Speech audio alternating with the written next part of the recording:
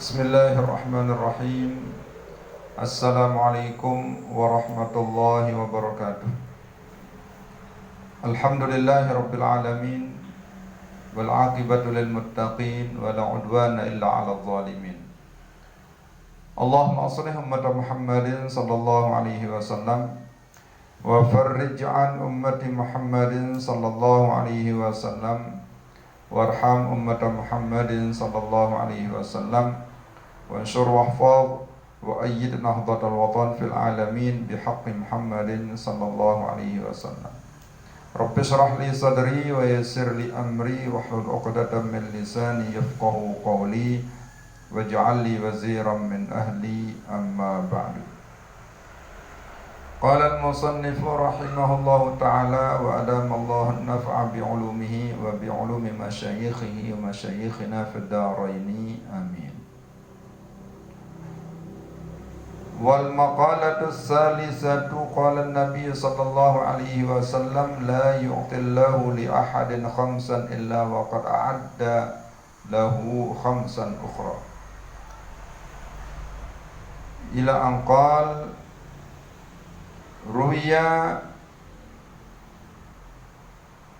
annahu sallallahu alaihi wasallam qala Allahumma inni as'aluka nafsan mutmainnah tu'minu biliqa'ika wa tarda biqada'ika wa taqna'u bi'ata'ika. Rawahu Tabrani.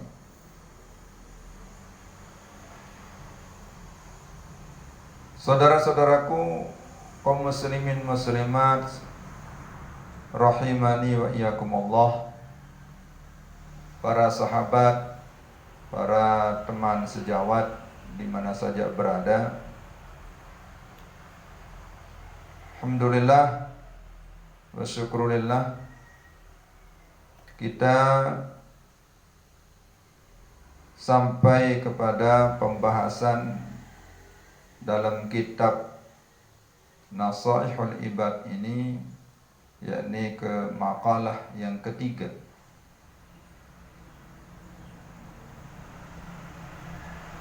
Jadi hadis yang ketiga yang menjelaskan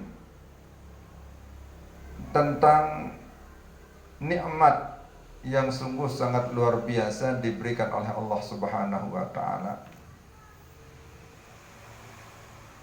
Dan di sini dalam hadis ini dijelaskan apabila Allah memberikan suatu nikmat yang 5, maka Allah menjanjikan sebagai balasannya 5 balasan yang sungguh sangat istimewa.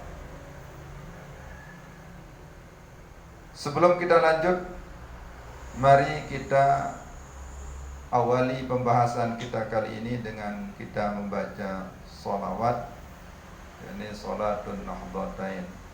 Bismillahirrahmanirrahim. Allahumma inna nas'aluka bika an tusalliya wa tusallim ala sayyidina Muhammad wa ala sairil anbiya'i wal mursalin wa ala alihim wa sahbihim ajma'in wa an tu'ammira nahdatal watani wa nahdatal banadi bi furu'ihim ila yaumiddin wa an tansurana wa taftah alaina wa tarzuqana wa tahfazana wa taghfir lana wa li jami'il muslimin ya Allah ya hayyu ya qayyum la ilaha illa anta. Mudah-mudahan berkat salawat ini, di mana dalam salawat ini kita tidak hanya berdoa untuk pribadi kita, namun kita juga berdoa untuk seluruh umat. Wali jami'il muslimin wal muslimat.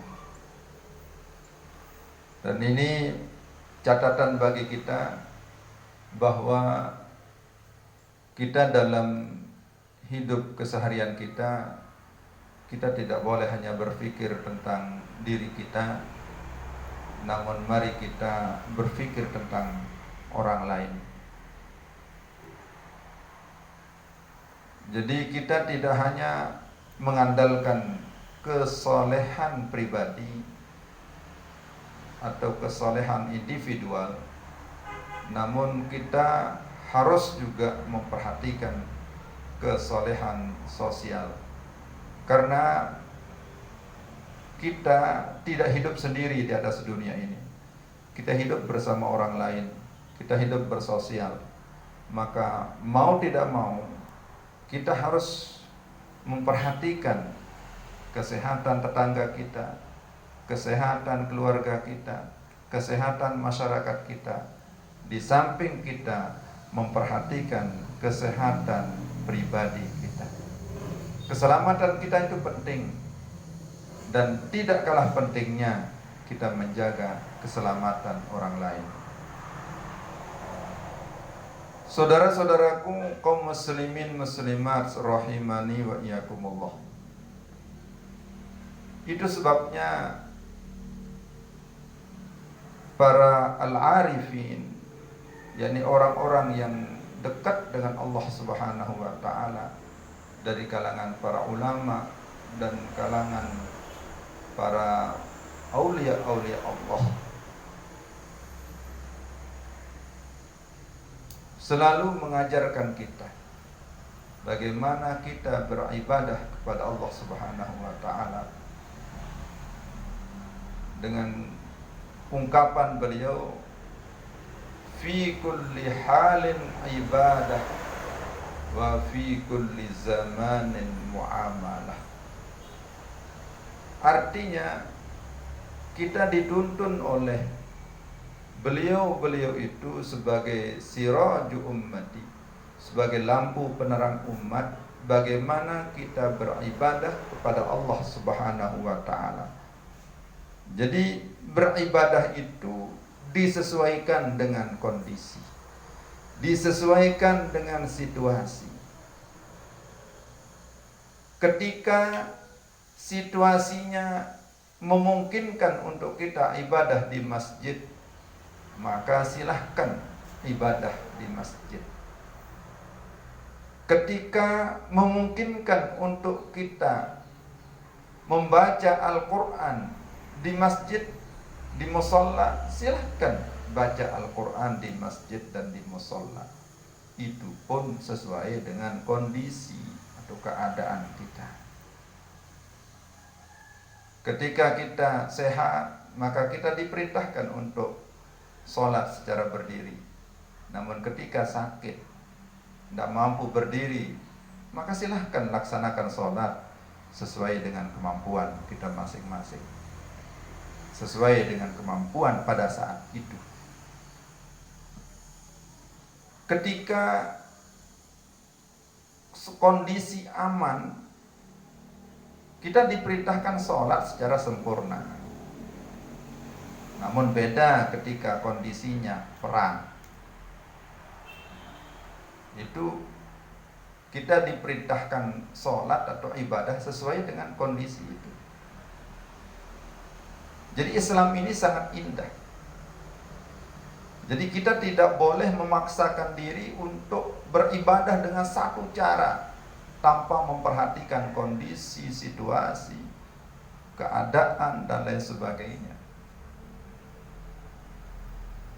Jadi oleh sebab itu, mari bersama-sama kita mencontoh cara-cara orang sukses di hadapan Allah Subhanahu wa taala dalam beribadah, sehingga kalau kita tidak sampai ke derajat mereka, paling tidak insya Allah kita akan mendapatkan syafaat mereka, kita akan tergolong dalam kelompok mereka.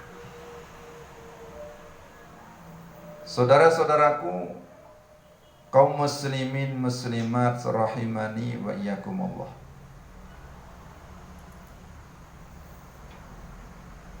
Dalam kesempatan pagi hari ini, mari kita lanjutkan pembahasan kita, yakni pada bab Al-Khumasi, hadis yang ketiga. Dan kita telah sampai kepada salah satu doa Rasulullah SAW yang menjelaskan kepada kita tentang pentingnya jiwa yang tenang. Jadi dalam hadis yang diriwayatkan oleh Imam At-Tabrani, Rasulullah SAW memohon kepada Allah Subhanahu wa taala yakni jiwa yang tenang. Karena jiwa yang tenang diisyaratkan dalam hadis ini tu'minu biliqa'ika. Jiwa yang tenang itu adalah jiwa yang aman, jiwa yang selalu yakin akan pertemuannya dengan Allah Subhanahu wa taala, dan dia selalu senang untuk bertemu Allah Subhanahu wa taala.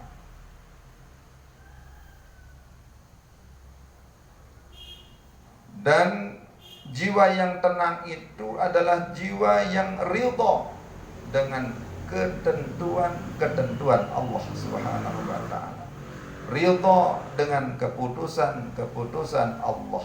Ridha dengan apa yang ditakdirkan oleh Allah kepadanya.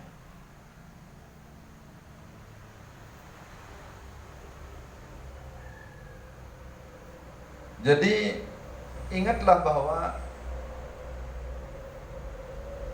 segala sesuatu yang terjadi di atas dunia ini, apapun bentuknya, sekecil apapun dia, itu semua berjalan atas qada dan qadar Allah Subhanahu wa taala.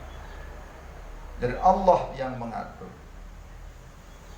Tidak terjadi wabah seperti sekarang ini kecuali atas izin Allah. Jadi semua ini berjalan mengalir sesuai dengan izin Allah Subhanahu wa taala, sesuai dengan qada dan qadarnya. Dan kita tidak akan pernah bisa lari dari qada dan qadar Allah. Oleh sebab itu, mari kita terima ujian Allah ini dengan senang, dengan ikhlas, dengan berserah diri kepada Allah Subhanahu wa taala. Hal ini terjadi atas izin Allah, dia akan hilang atas izin Allah. Jadi kalau kita selalu berserah diri kepada Allah, maka insya Allah Allah akan membantu kita, Allah akan menolong kita. Lain halnya kalau kita tidak ridha. Kalau kita tidak ridha, dalam hadis kudusi dijelaskan, man lam yarda bi qada'i wa lam yasbir ala bala'i wa lam yashkur ala na'mai falyattakhidh rabban siwa. Jadi ketika seseorang tidak ridha dengan qadar Allah, ketika seseorang tidak sabar dengan ujian-ujian Allah, tidak syukur dengan nikmat yang telah diberikan oleh Allah Subhanahu wa taala, maka Allah persilahkan untuk mencari Tuhan selain Dia. Tentu ini adalah pengusiran yang sungguh sangat menyakitkan hati kita. Maka ketika kita tidak mau diusir oleh Allah, tidak mau dijauhi oleh Allah, maka mari bersama-sama untuk selalu saling mengingatkan, saling menasehati untuk kita terus bersabar, menerima apa yang menjadi ketentuan Allah Subhanahu wa taala dan mensyukuri segala nikmat-nikmatnya. Ya memang kita sedang diuji oleh Allah. Namun di samping ujian yang berat ini, Allah memberikan berbagai macam nikmat. Kita alhamdulillah masih sehat, masih bisa laksanakan ibadah puasa dengan baik. Dan ketika kita laksanakan ibadah di rumah ini merupakan suatu nikmat. Jadi puasa kita lebih terpelihara pada saat sekarang ini daripada ibadah puasa yang dulu. Kenapa? Mungkin dulu kita puasa menahan diri dari lapar dan dahaga, namun kita keluyuran ke sana kemari sehingga mata kita tidak bisa tersaring untuk melihat apa yang ada di depannya, dan itu mengurangi pahala ibadah puasa.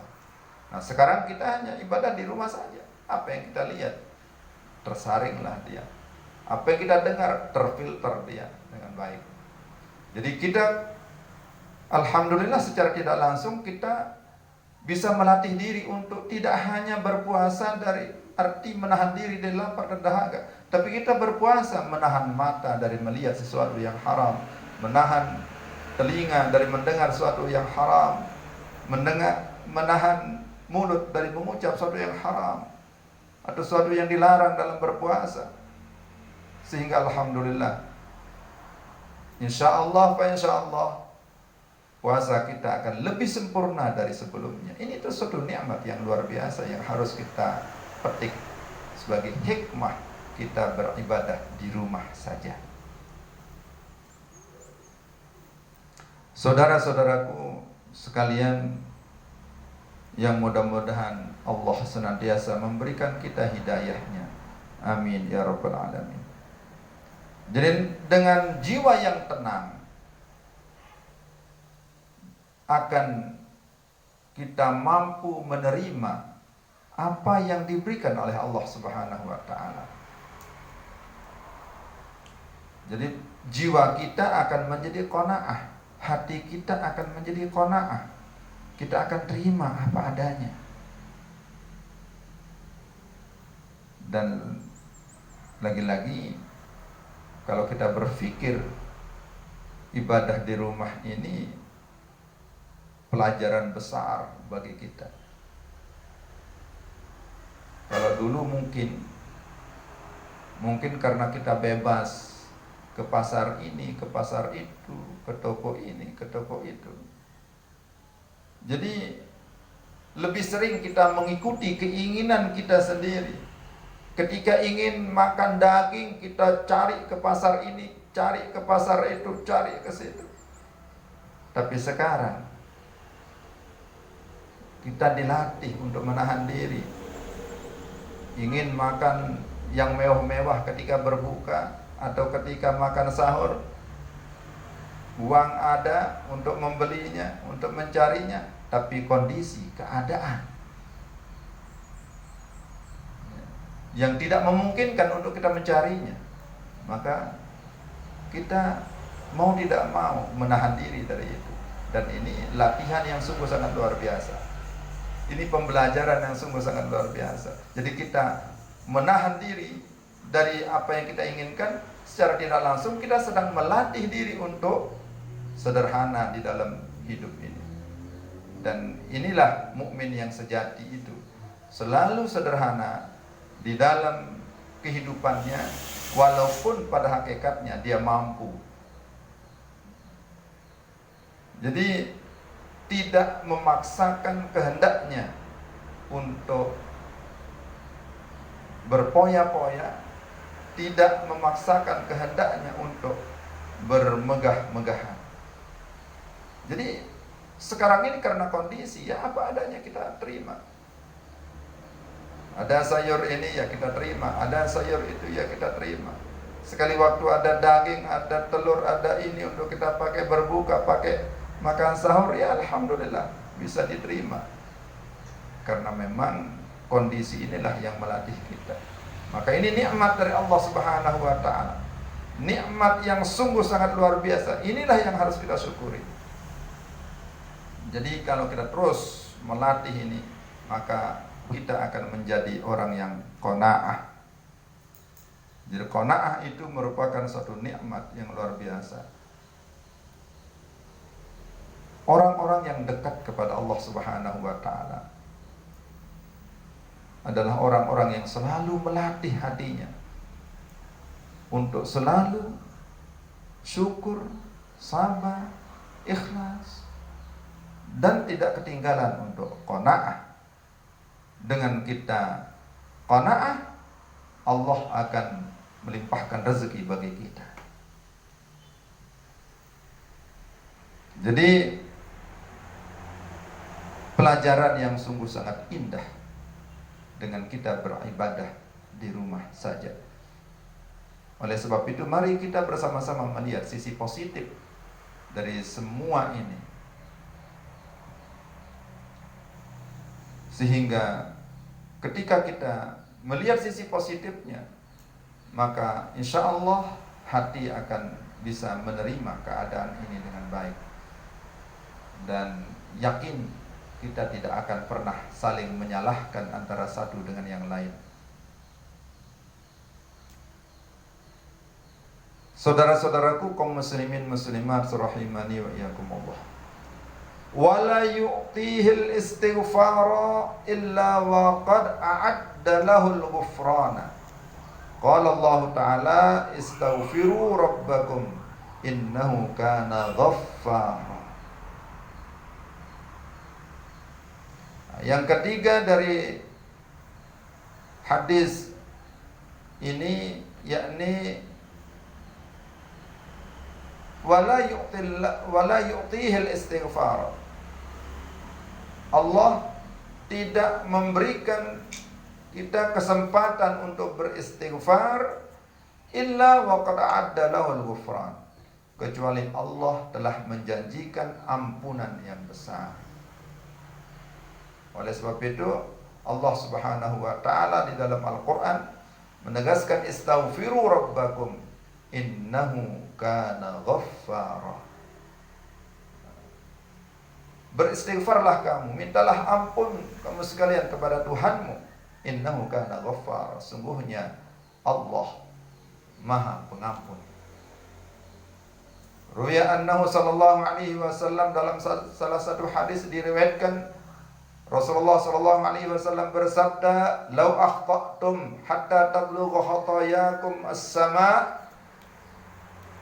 Andai kata kamu melakukan dosa, memiliki suatu kesalahan, sampai-sampai kesalahanmu itu hatta tablugha khatayakum as-sama, sampai kepada langit, jadi penuh bumi ini dengan dosa dan dosa kita sampai langit.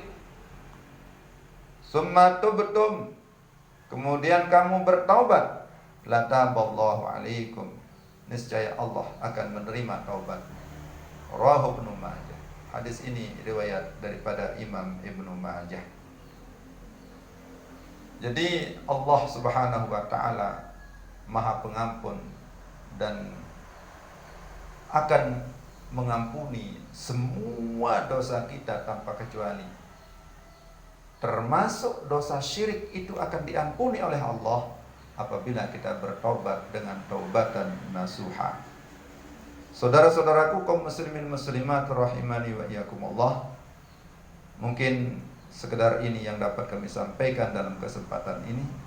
Mudah-mudahan Allah meridai kita semua, dan mudah-mudahan Allah senantiasa memberikan kesehatan kepada kita semua, dan untuk keluarga kita yang telah meninggal dunia semuanya mudah-mudahan minal muslimin wal muslimat diberikan kelapangan dalam kuburnya, diampuni segala dosanya, diterima segala amal ibadah. Dan saudara-saudara kita minal muslimin wal muslimat yang masih dalam keadaan sakit, mudah-mudahan diberikan kesembuhan, kesehatan, keafiatan oleh Allah Subhanahu wa taala. Kita semua panjang umur fi taatillah, dalam hidayah dan ridha Allah Subhanahu wa taala. Demikian yang dapat kami sampaikan. Wallahu a'lamu bis-shawab. Walhamdulillahirabbil alamin. Wallahu muwaffiq wal hadi ila sabilir rasyad. Assalamualaikum warahmatullahi wabarakatuh.